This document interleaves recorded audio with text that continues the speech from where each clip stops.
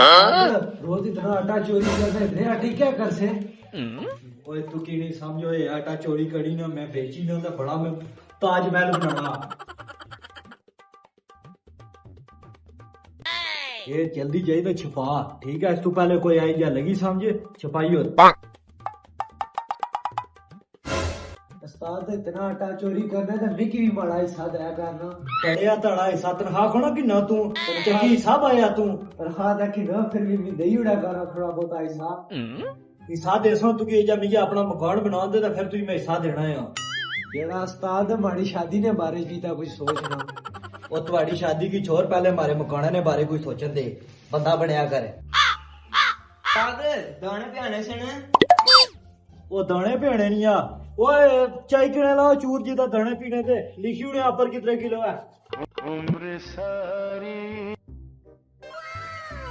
इस महीने को 4.5 लाख नी दिहार लाई है।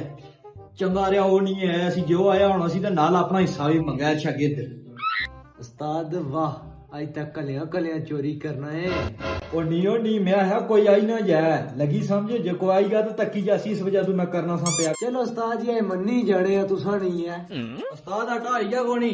हाँ जी तुसा नहीं चूर जड़ा है बनना पिया बस यही चूर है तुसा नहीं। पानी मुंडे रखो दस्ती करो तो मैं जाऊं।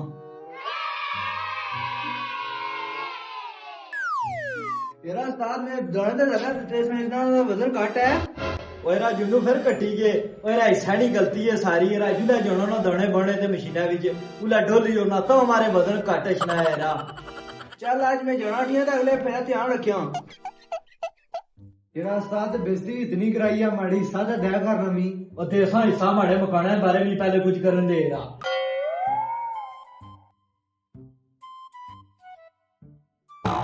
इस उस्ताद ने बारे को पक्का हल करने खल दिशाने फोन मारने। हेलो दिशान कुदर है? टोन हेलो मैं बाजार आऊं। बाजार क्या करने है पर मारी मशीनों पर आ जल्दी जल्दी। मैं पहुंचा फटोफट चक्की पर, मैं हुने पहुंचा।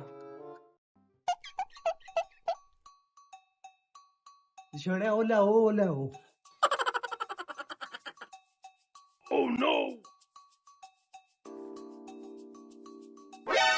यस इस उस्ताद ना कम हो ही गया है। 20,000 रुपया तनख्वाह भी लभी की है नाल भी 25,000 रुपये ना समान भी कड्डी जुलिया। मैं हूं इथों तितर बटेरा ओए शगी तू कुदर गया है रा इस वेले ना कुदर गमथे आए रा दिस नहीं कोई नहीं। ओए माड़ा समान कुदर गया सारा। ओए समान ही कोनी शागिर्द भी कोनी गया कुदर है। ओए नंबर लाना आपका मतलूबा नंबर फिल वक्त बंद है।